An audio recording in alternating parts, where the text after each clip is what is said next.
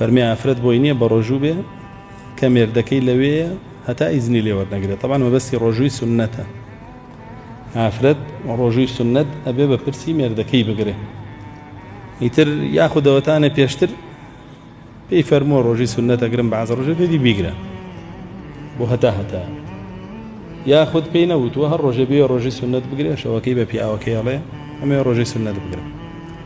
ئەوان زانایانە فەرموون ئەگەر بیگرێ بەبێ پرسی پیاوەکەی و پیاوەکەی ئاسایی بێ بەلایەوە هیچ کێشەی نییە. بەڵام ئەگەر پیاوەکەی پێی ناڕەحەت بێ و حەز نەکا بیگرێ تەئسیر بکاتە سەر خزمەتی ماڵ و منداڵ و پیاوەکە خۆی، ئەو وەختە باش نییە ڕۆژەکەی ئەجری نوقسانە بێت، نەک بڵێ بە تەواوی بەتاڵە بێتەوە.